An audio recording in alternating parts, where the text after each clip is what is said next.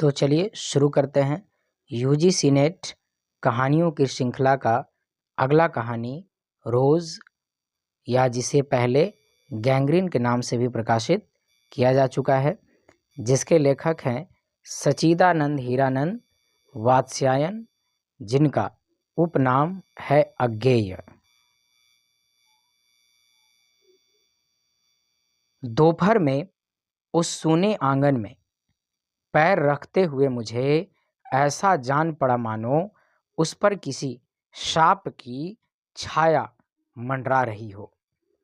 उसके वातावरण में ऐसा कुछ अकथ्य, अस्पृश्य, किंतु फिर भी बोझिल और प्रकंपमय और घना सा फैल रहा था। मेरी आहट सुनते ही मालती बाहर निकली। मुझे देखकर, पहचान कर उसकी मुरझाई हुई मुद्रा तनिक से मीठे विस्मय से जागी सी और फिर पूर्ववत हो गई। उसने कहा, आ जाओ, और बिना उत्तर की प्रतीक्षा किए भीतर की ओर चली। मैं भी उसके पीछे हो लिया। भीतर पहुंचकर मैंने पूछा, वे यहाँ नहीं हैं? अभी आए नहीं, दफ्तर में हैं, थोड़ी देर में आ जाएंगे। कोई 1:30-2 बजे आया करते हैं। कब के गए हुए हैं? सवेरे उठते ही चले जाते हैं। मैं हूँ कर पूछने को हुआ, और तुम इतनी देर क्या करती हो? पर फिर सोचा, आते ही एकाएक प्रश्न ठीक नहीं। मैं कमरे के चारों ओर देखने लगा। मालती एक पंखा उठा लाई और मुझे हवा करने लगी। मैंने आपत्ति करते हुए कहा, नहीं, मुझे नहीं चाहिए। पर वह नहीं मानी। बोली, वाह, चाहिए कैसे नहीं? इतनी धूप में तो आए हो यहाँ तो। मैंने कहा, अच्छा लाओ, मुझे दे दो। वह शायद ना करने वाली थी, पर तभी दूसरे कमरे से शिशु के रोने की आवाज़ सुनकर उसने चुपचाप पंखा मुझे दे दिया और घुटनों पर हाथ टेककर एक थकी हुई हूँ करके उठी और भीतर चली गई। मैं उसके जाते हुए दुबले शरीर को देखकर सोचता रहा, यह क्या है? यह कैसी छाया सी इस घर पर छाई हुई है?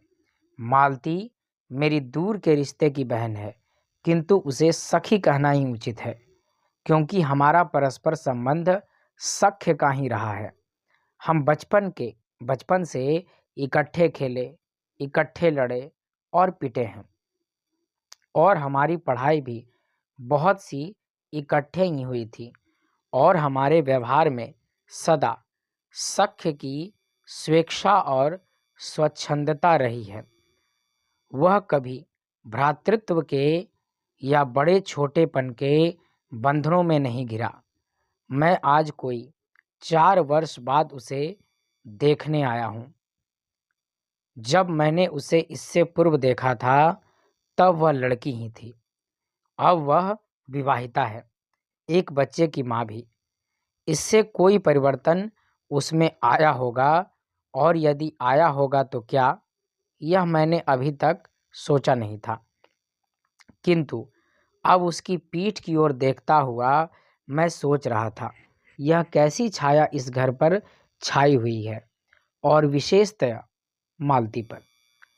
मालती बच्चे को लेकर लौट आई और फिर मुझसे कुछ दूर नीचे बिछी हुई दरी पर बैठ गई।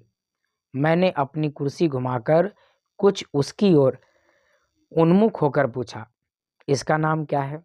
मालती ने बच्चे की ओर देखते हुए उत्तर दिया, नाम तो कोई निश्चित नहीं किया, वैसे टीटी कहते हैं।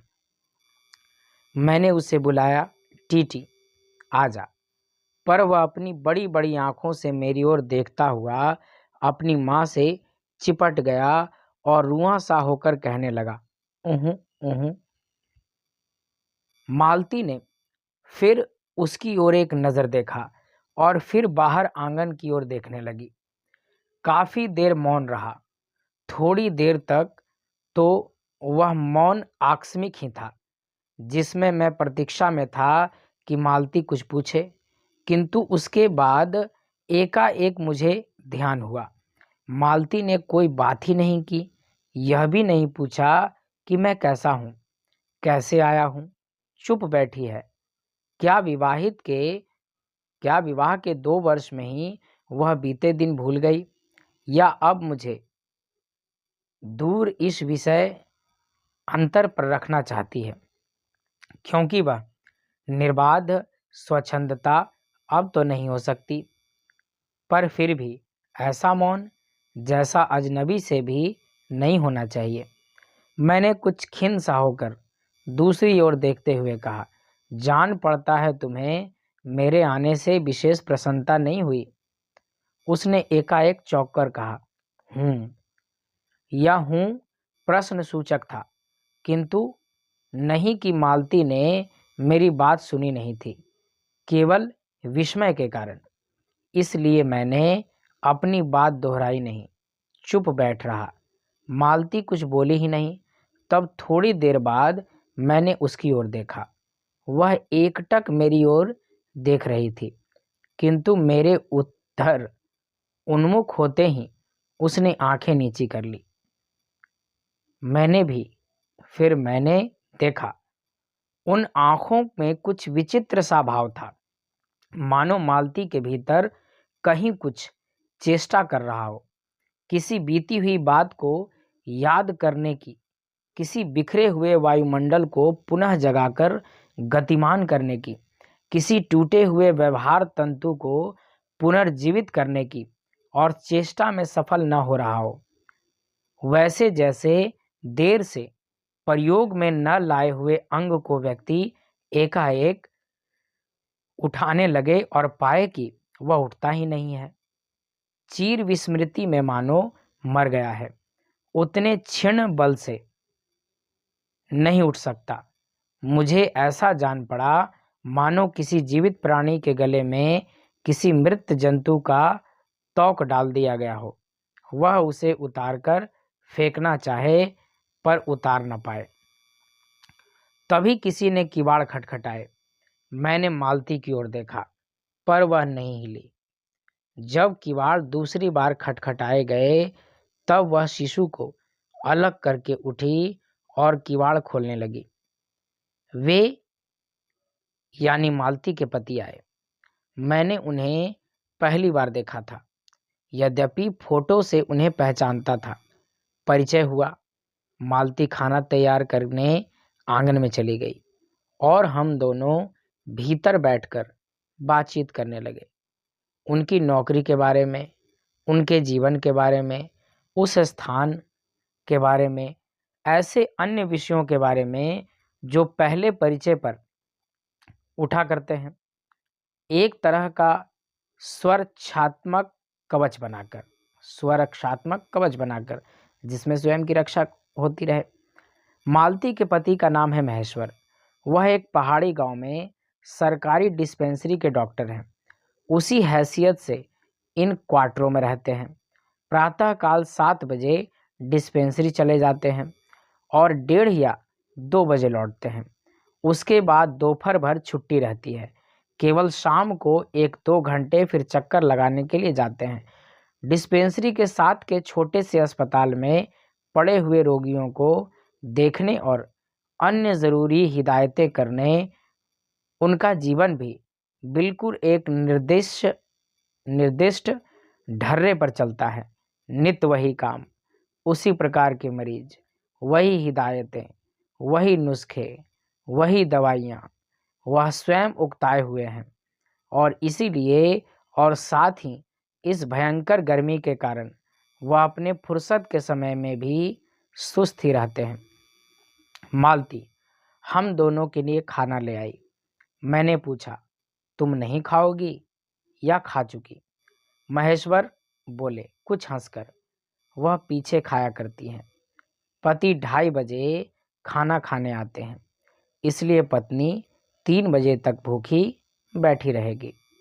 महेश्वर खाना आरंभ करते हुए मेरी ओर देखकर बोले, आपको तो खाने का मज़ा क्या ही आएगा, ऐसे बेवक्त खा रहे हैं। मैंने उत्तर दिया, वाह, देर से खाने पर तो और अच्छा लगता है। भूख बड़ी हुई होती है, पर शायद मालती बहन को कष्ट होगा। मालती टोक कर बोली, मेरे लिए तो यह नई बात नहीं है, रोज ही ऐसा होता है। मालती बच्चे को गोद में लिए हुई थी। बच्चा रो रहा था, पर उसकी ओर कोई भी ध्यान नहीं दे रहा था। मैंने कहा, यह रोता क्यों है? मालती बोली, हो ही गया है चिड़चिड़ा सा, हमेशा ही ऐसा रहता है। फिर डॉक्टर को डांट फिर बच्चे को डांट कर कहा, चुप कर, जिससे वह और भी रोने लगा। मालती ने भूमि पर बैठा दिया और बोली, अच्छा, ले रो ले, और रोटी लेने आंगन की ओर चली गई।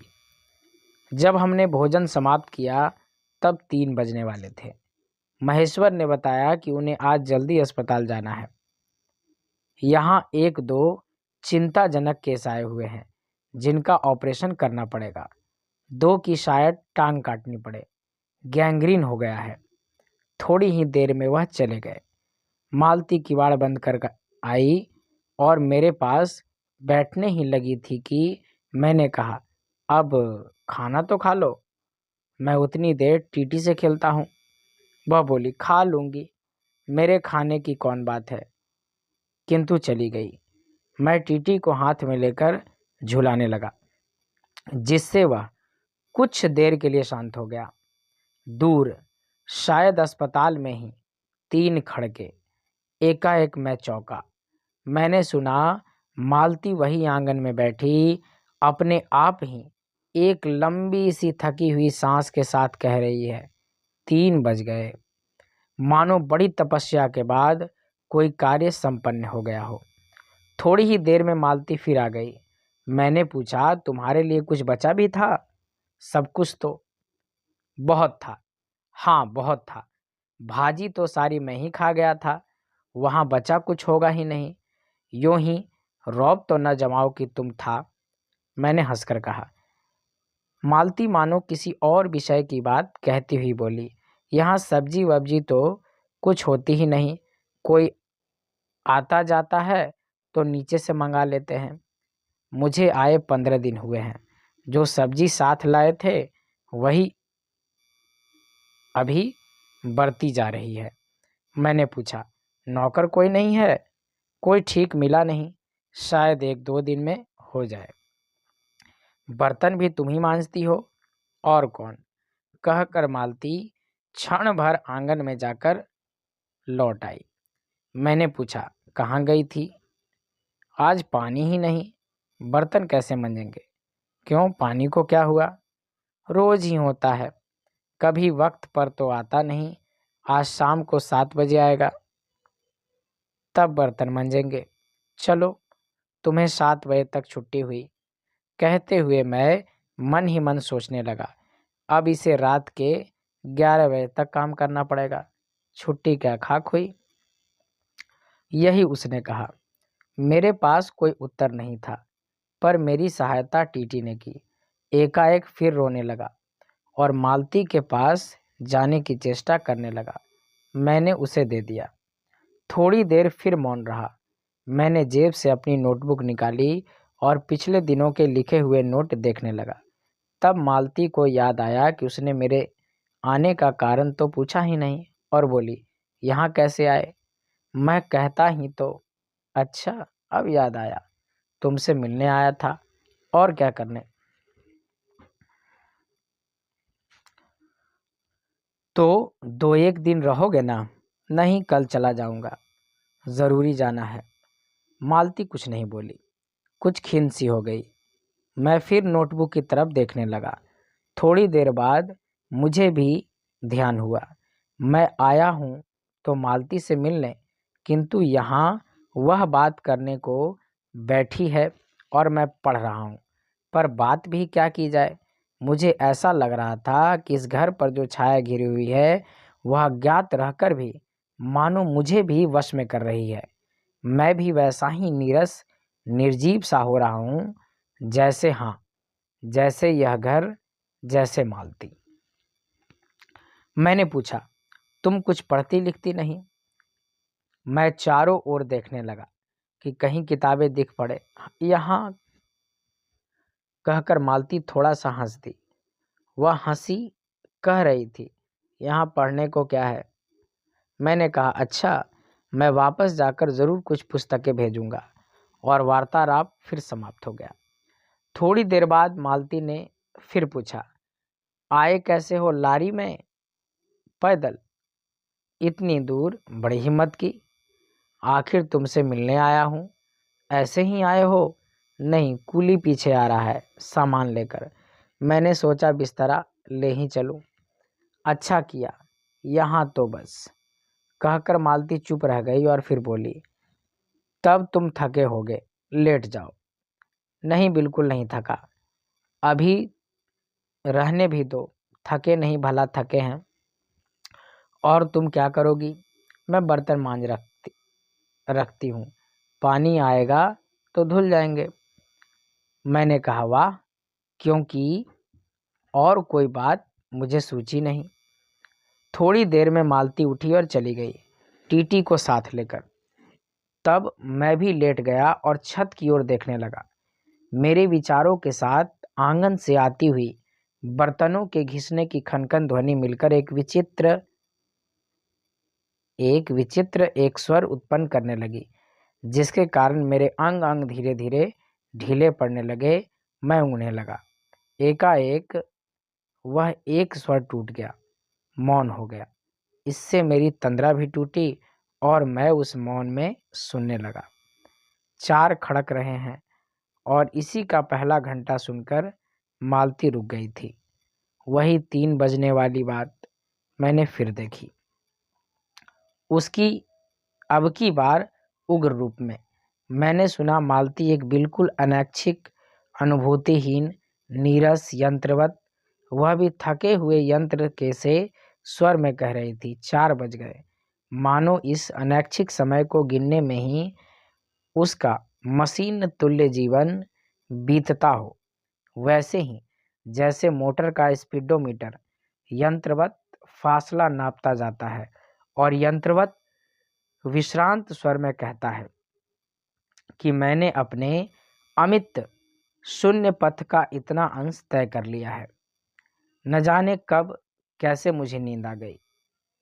तब 6 कभी के बज चुके थे।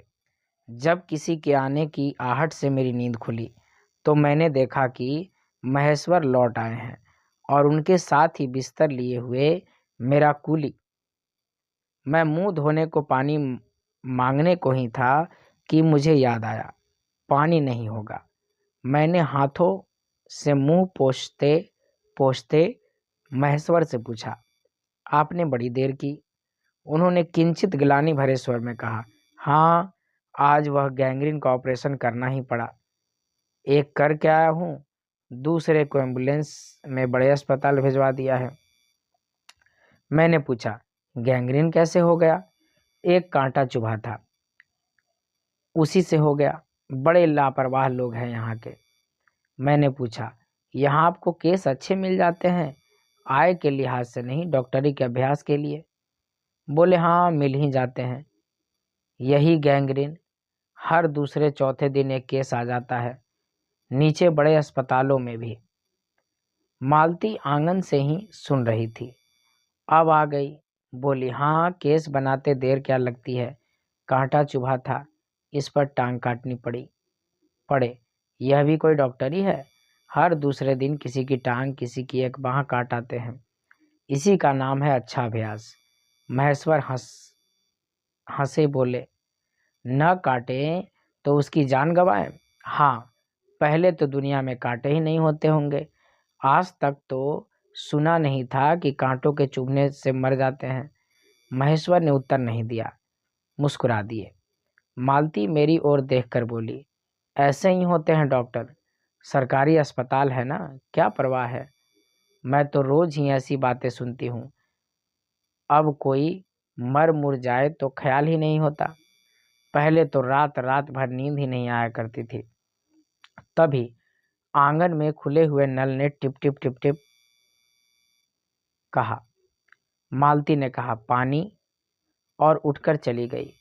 खनखनाहट से हमने जाना, बर्तन धोए जाने लगे हैं। टीटी महेश्वर की टांगों के सहारे खड़ा मेरी ओर देख रहा था। अब एकाएक उन्हें छोड़कर मालती की ओर खिसकता हुआ चला। महेश्वर ने कहा, उधर मत जा, और उसे गोद में उठा लिया। वह मचलने और चिल्ला चिल्ला कर रोने लगा। महेश्वर बोले, अब रो रो कर सो जाएगा, तभी घर में चैन होगी। मैंने पूछा, आप लोग भीतर ही सोते हैं? गर्मी तो बहुत होती है। होने को तो मच्छर भी बहुत होते हैं, पर यह लोहे के पलंग उठाकर बाहर कौन ले जाए? अब के नीचे जाएंगे तो चारपाइयाँ ले आएंगे। फिर कुछ रुककर बोले, आज तो बाहर ही सोएंगे, आपके आने का इतना लाभ ही होगा। टीटी अभी तक रोता ही जा रहा था। महेश्वर ने उसे एक पलंग पर बिठा दिया और पलंग बाहर खींचने लगे। मैंने कहा, मैं मदद करता हूँ, और दूसरी ओर से पलंग उठाकर निकलवा दिए। अब तो तीनों, महेश्वर, टीटी और मैं, दो पलंगों पर बैठकर वार्तालाप के लिए उपयुक्त विषय न पाकर उस कमी को छुपाने के लिए टीटी से खेलने लगे। बाहर आकर वह कुछ चुप हो गया था, किंतु बीच बीच में जैसे एकाएक कोई भूला हुआ कर्तव्य याद करके रो उठता था और फिर एकदम चुप हो जाता था। और कभी कभी हम हंस पड़ते थे या महेश्वर उसके बारे में कुछ बातें कह देते थे। मालती बर्तन धो चुकी थी। जब वह उन्हें लेकर आंगन के एक ओर रसोई के छप्पर की ओर चली, तब महेश्वर ने कहा, थोड़े से आम लाया हूँ, वह भी धो लेना। कहाँ हैं? अंगीठी पर रखे हैं, कागज में लिपटे हुए। मालती ने भीतर जाकर आम उठाए और अपने आंचल में डाल लिए। जिस कागज में लिपटे हुए थे वह किसी पुराने अखबार का टुकड़ा था।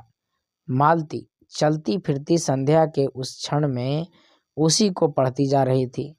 वह नल के पास जाकर खड़ी उसे पढ़ती रही। जब दोनों ओर पढ़ चुकी तब एक लंबी सांस लेकर उसे फेंक कर आम धोने लगी। मुझे एकाएक याद आया, बहुत दिनों की बात है, जब हम सभी स्कूल में भर्ती हुए थे। जब हमारा सबसे बड़ा सुख, सबसे बड़ी विजय थी हाजिरी हो चूकने के बाद चोरी से क्लास से निकल भागना और स्कूल से कुछ दूरी पर आम के बगीचे में पेड़ों पर चढ़कर कच्ची आमियां तोड़ तोड़ कर खाना। मुझे याद आया, अभी जब मैं भाग आया था और मालती नहीं आ पाती थी, तब मैं भी खिन्न मन लौट आया करता था। मालती कुछ नहीं पढ़ती थी। उसके माता पिता तंग थे। एक दिन उसके पिता ने उसे एक पुस्तक लाकर दी और कहा कि इसके 20 पेज रोज पढ़ा करो। हफ्ते भर बाद देखूं कि इसे समाप्त कर चुकी हो, नहीं तो मार मार कर चमड़ी उधेड़ दूंगा। मालती ने चुपचाप किताब ले ली, पर क्या उसने पढ़ी? वह नित्य ही उसके 10 पन्ने 20 पेज फाड़ कर फेंक देती। 20 पेज जो है प्रतिदिन फाड़ती थी और फेंक देती थी। अपने खेल में किसी भांति फर्क न पड़ने देती। जब 8वें दिन उसके पिता ने पूछा, किताब समाप्त कर ली? तो उत्तर दिया, हाँ कर ली। पिता ने कहा, लाओ मैं प्रश्न पूछूंगा। तो चुप खड़ी रही। पिता ने कहा तो उद्दत स्वर में इसमें बोली, किताब मैंने फाड़ कर फेंक दी, मैं नहीं पढ़ूंगी। उसके बाद वह बहुत पिटी, पर वह अलग बात है। इस समय मैं यही सोच रहा था कि उद्दत और चंचल मालती आज कितनी सीधी हो गई है, कितनी शांत, और एक अखबार के टुकड़े को तरसती है। यह क्या? तभी महेश्वर ने पूछा, रोटी कब बनेगी? बस अभी बनाती हूँ। पर अब की बार जब मालती रसोई की ओर चली तब टीटी की कर्तव्य भावना बहुत विस्तीर्ण हो गई। वह मालती की ओर हाथ बढ़ाकर रोने लगा और नहीं माना। मालती उसे गोद में लेकर चली गई। रसोई में बैठकर हाथ से उसे थपकने और दूसरे से कई छोटे छोटे डिब्बे उठाकर अपने सामने रखने लगी और हम दोनों चुपचाप रात्रि की और भोजन की और एक दूसरे से कुछ कहने की और न जाने किस किस न्यूनता की पूर्ति की प्रतीक्षा करने लगे। हम भोजन कर चुके थे और बिस्तरों पर लेट गए थे और टीटी सो गया था। मालती पलंग के एक ओर मोमजामा बिछाकर उसे उस पर लिटा गई थी। वह सो गया था, पर नींद में कभी कभी चौंक उठता था। एक बार तो उठकर बैठ भी गया था, पर तुरंत ही लेट गया। मैंने महेश्वर से पूछा, आप तो थके होंगे, सो जाइए। वह बोले, थके तो आप अधिक होंगे, 18 मील पैदल चलकर आए हैं। किंतु उनके स्वर ने मानो जोड़ दिया, थका तो मैं भी हूँ। मैं चुप रहा। थोड़ी देर में किसी अपर संज्ञा ने मुझे बताया, वह ऊँघ रहे हैं। तब लगभग 10:30 बजे थे। मालती भोजन कर रही थी। मैं थोड़ी देर मालती की ओर देखता रहा।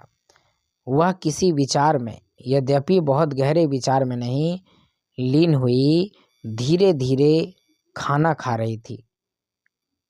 मैं इधर उधर खिसक गया पर आराम से होकर आकाश की ओर देखने लगा। पूर्णिमा थी, आकाश अनभ्र था। मैंने देखा उस सरकारी क्वार्टर की दिन में अत्यंत शुष्क और नीरस लगने वाली स्लेट की छत भी चांदनी में चमक रही है। अत्यंत शीतलता और स्निग्धता से छलक रही है, मानो चंद्रिका उन पर से बहती हुई आ रही है, झर रही हो। मैंने देखा पवन में चीड़ के वृक्ष गर्मी से सूख रहे, मटमैले हुए चीड़ के वृक्ष धीरे धीरे गा रहे हों। कोई राग जो कोमल है किंतु करुण नहीं, अशांतिमय है किंतु उद्वेगमय नहीं। मैंने देखा प्रकाश से धुंधले नीले आकाश के तट पर जो चमगादड़ नीरव उड़ान से चक्कर काट रहे हैं, वे भी सुंदर दिखते हैं। मैंने देखा दिन भर की तपन, अशांति, थकान, दाह पहाड़ों में से भाप से उठकर वातावरण में खोए जा रहे हैं, जिसे ग्रहण करने के लिए पर्वत शिशुओं ने अपनी चीड़ वृक्ष रूपी भुजाएं आकाश की ओर बढ़ा रखी हैं। पर यह सब मैंने ही देखा, अकेले मैंने। महेश्वर ऊँघ रहे थे और मालती उस समय भोजन से निवृत्त होकर दही जमाने के लिए मिट्टी का बर्तन गर्म पानी से धो रही थी और कह रही थी, अभी छुट्टी हुई जाती है। और मेरे कहने पर भी कि 11 बजने वाले हैं, धीरे से सिर हिलाकर जता रही थी कि रोज ही इतने बज जाते हैं। मालती ने वह सब कुछ नहीं देखा। मालती का जीवन अपनी रोज की नियत गति से बहा जा रहा था और एक चंद्रमा की चंद्रिका के लिए, एक संसार के लिए रुकने को तैयार नहीं था। चांदनी में शिशु कैसा लगता है, इस अलस जिज्ञासा से मैंने टीटी की ओर देखा और वह एकाएक मानो किसी शैशवोचित वामता से उठा और खिसक कर पलंग के नीचे गिर पड़ा और चिल्ला चिल्ला कर रोने लगा। महेश्वर ने चौंक कर कहा, क्या हुआ? मैं झपट कर उसे उठाने दौड़ा। मालती रसोई से बाहर निकल आई। मैंने उस खट शब्द को याद करके धीरे से करुण भरे स्वर में कहा, चोट बहुत लग गई बेचारे को। यह सब मानो एक ही क्षण में, एक ही क्रिया में गति से में हो गया। मालती ने रोते हुए शिशु को मुझसे लेने के लिए हाथ बढ़ाते हुए कहा, इसके चोटें लगती ही रहती हैं, रोज ही गिर पड़ता है।